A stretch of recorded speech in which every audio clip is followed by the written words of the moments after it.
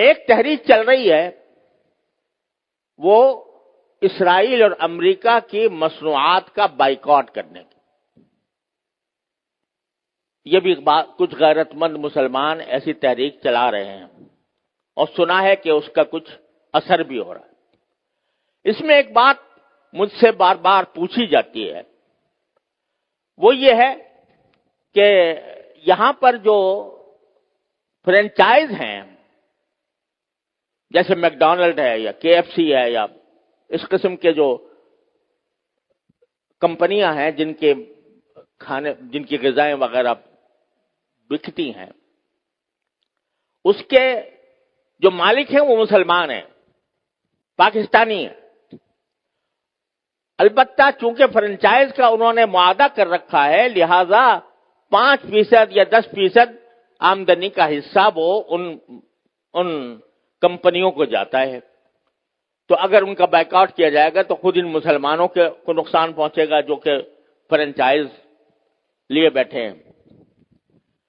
تو میں اس کے جواب میں ایک بات عرض کرتا ہوں، وہ یہ کہ یہ مسئلہ فتوے کا نہیں ہے، یہ ایمانی غیرت کا مسئلہ ہے، غیرت ایمانی کا مسئلہ ہے. کسی غیرت مند مسلمان کو یہ گوارا نہیں ہونا چاہیے کہ اس کی آمدنی کا 1 پیسہ بھی کسی ایسے شخص کو پہنچے جو اسرائیل کو مدد دے رہا ہے. یہ انسان کی ایمانی غیرت کا تقاضا ہے. یہ کہنا کہ بھئی 5% جاتا ہے، اب 95% تو ہم کھاتے ہیں. ارے بھائی 95% آپ کھا چکے، بہت الحمدللہ، کافی آپ نے نفع بنا لیا. اب آپ یہ تو کر سکتے ہو کہ اس فرنچائز کو ختم کر کے اپنا کاروبار شروع کر دو.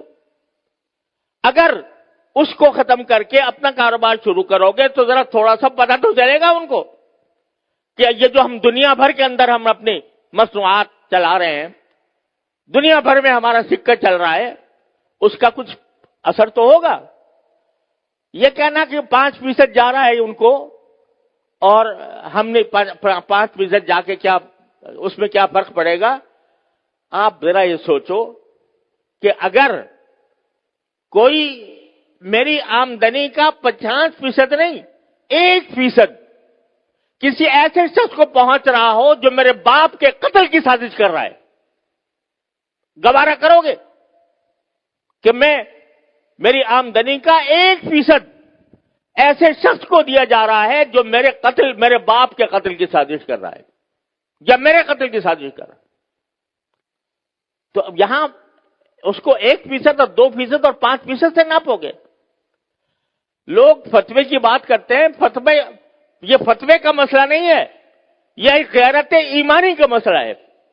اور اس غیرت ایمانی کے تحت یہ میں سمجھتا ہوں کہ کسی غیرت مند مسلمان کو اس کا اقدام نہیں کرنا چاہیے.